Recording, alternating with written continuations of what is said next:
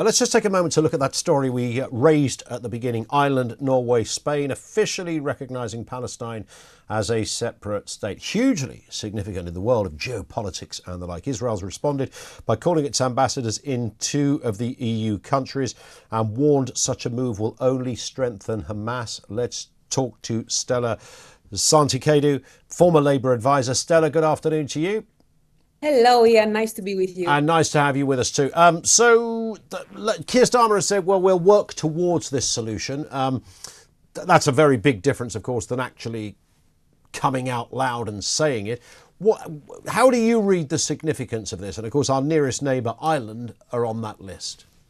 Well, of course, these are not the first European nations that have recognized the state of Palestine, right? Sweden was the first. You also have Hungary, Cyprus, the Czech Republic, Malta, and of course, 142 out of 193 members of the United Nations have recognized Palestine in the past. And the US and France and other countries, it's not that they refuse to recognize Palestine, it's just that they are waiting to have some milestones achieved first. So a big issue is, where do you draw the borders? What do you do with the settlements? What do you do with the question of Jerusalem? So these are some very, very sensitive issues. And perhaps for a lot of countries, this is not the right time to make this move because of how it may come across. Yeah. And because of how much Netanyahu has really dug his heels, because of how sensitive his position is, how much in danger really his premiership is. But I think this is a very good move, in my opinion, because it doesn't come across as aggressive towards Israel. I think Netanyahu is being very manipulative and defensive, and it hasn't worked for him so far. I doubt it's going to make his position any better. I mean, he went down and he said there will be severe consequences to these countries making these, in my opinion, diplomatically positive moves. They are not aggressive moves towards Israel. He's claiming that these moves are endangering Israel's sovereignty. But I think that for the vast majority of people, they would struggle to see how that is the case. And the reason, of course, why he's saying that is because he doesn't support the two-state solution, whereas we know that the international community globally overwhelmingly supports the two-state solution. Stella, isn't the problem here, you alluded to this already, timing, right as this is all going on, this horrendous war that is happening over there. Some people would question whether this is the time to make this statement.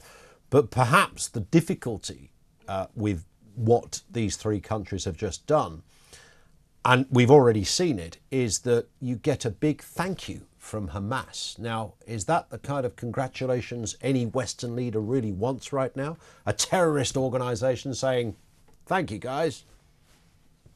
Absolutely not. I mean, this is the danger. I think this danger is quite small, in my opinion, because really what they would be recognizing is the Palestinian Authority. I think a much bigger problem is that there is no political alternative right now in Palestine. There is no political grouping.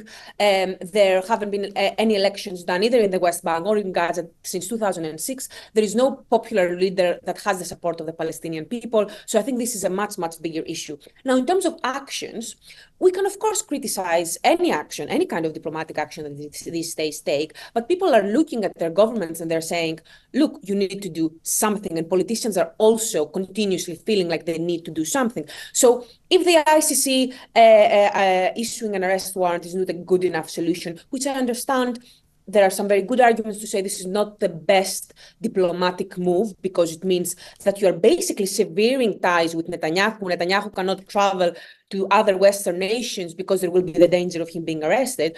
But what are the other options? What are the other options except for what these countries have done? And I think it is significant that this is Spain, Ireland, and Norway that have done this, because they're a smaller nation with less power than the UK and especially less power than the USA, both in terms of military assistance and in terms of diplomatic power. Sure. So it would make perfect sense to me that in terms of politics, this is how they choose to exercise it. Okay. Stella, thank you for your time. Thorough answers, honest answers.